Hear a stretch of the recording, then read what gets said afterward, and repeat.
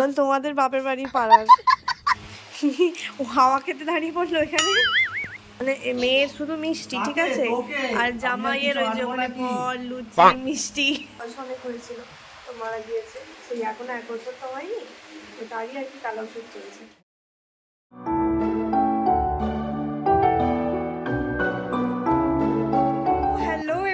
তোমাদের সাথে ব্লগটা শুরু করছি অনেকটা দেরিতে। সবাইকে স্বাগত জানিয়ে আমার চ্যানেলে আমার নতুন আরেকটা ব্লগ শুরু করছি। আশা করছি সবাই ভীষণ ভালো আছো। তো দেখতেই পাচ্ছ একেবারে লাল টুকটুকে বউ সেজে নিয়েছি, তার কারণ হচ্ছে আজকে জামাই ষষ্ঠী, আর এখন যাবো আমি আমার বরের শ্বশুর বাড়ি।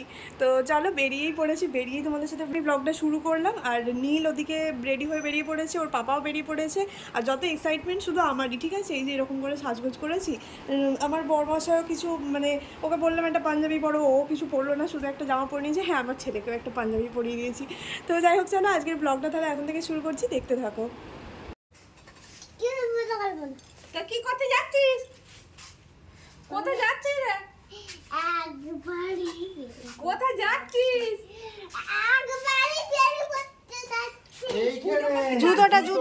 জুতোটা পাল্টাও। কি বললে? কি আরেকবার বলো।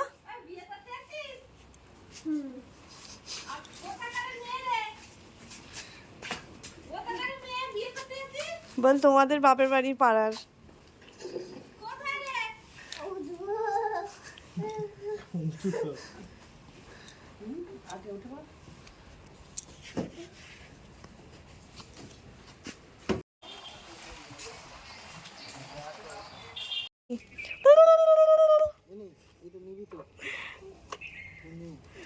দু হাতে দুটো নি, চশমাটা খুললি কেন?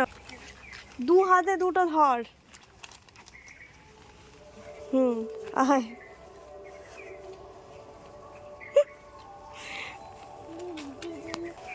দরজা খোলো।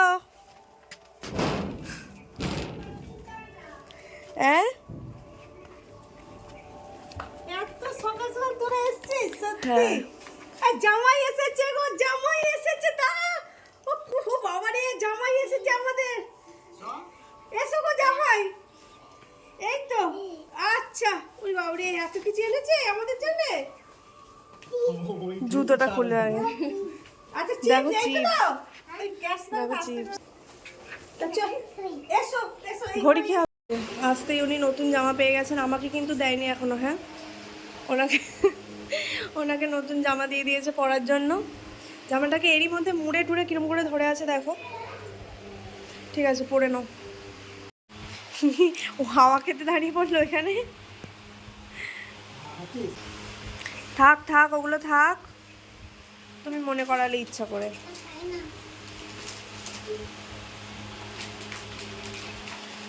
তুমি ওইটা খাও, আমি বরঞ্চ তোমার এইটা খেয়ে নিই। কি ভাগ্যিস খাচ্ছে, কোনো বার খায় না।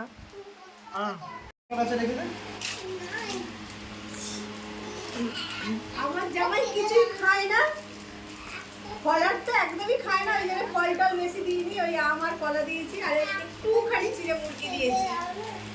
তাই চিড়ে মুরগিটা দেখছি নাকি এসেছে তো 12টার সময়, কি খাবে তো আমি জানি না। তুই দিয়েছেন, হ্যাঁ যেমন করছিস তো। ওটা তোর জন্য নয়, দুটো মিষ্টি কাকে কাকে দিয়েছো? সব পেয়ে গেছিস? হ্যাঁ দে, এবার আমাকে দে। আগে আমাকে দিয়ে তারপর খাবি, আগে আমাকে দে। ওইটা তুমি নিয়ে নাও না, গোটা প্যাকেটটা দিয়ে দিচ্ছে, আবার ওইটা বলে রেখে দিচ্ছে।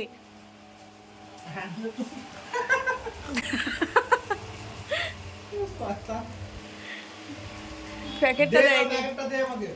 একসাথে দিয়েছি মেয়ে জামাই, মানে মেয়ের শুধু মিষ্টি, ঠিক আছে, আর জামাইয়ের ওই যে ওখানে ফল লুচি মিষ্টি। তোমারও এক গাদা লুচি আছে, খাও না, কত খাবে?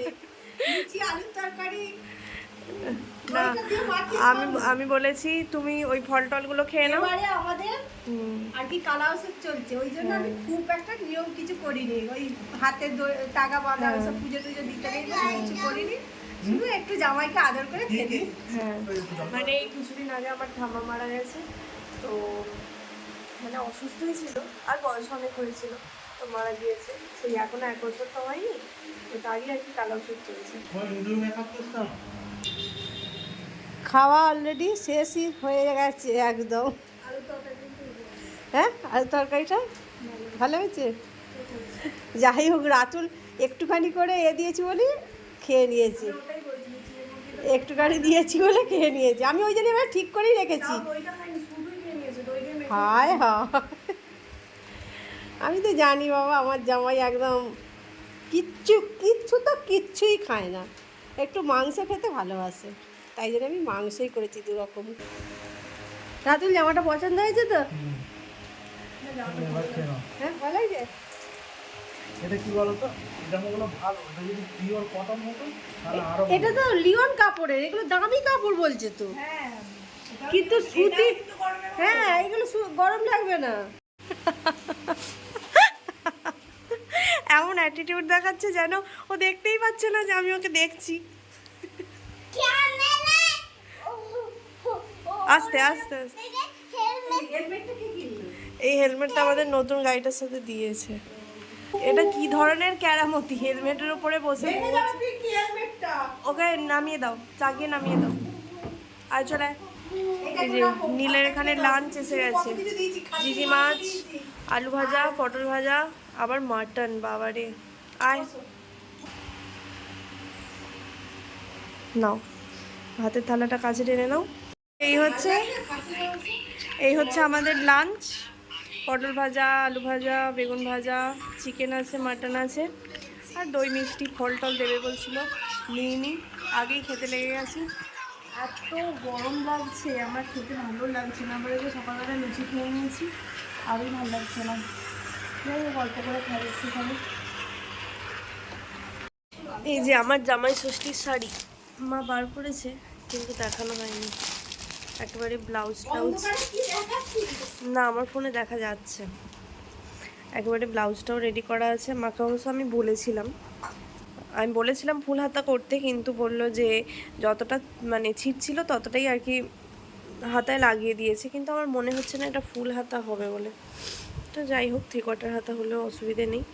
আর সামনেটা এমনি প্রিন্সেস কাট করা আছে, আর পিছন দিকটা এমনি চৌকো দিতে বলেছিলাম।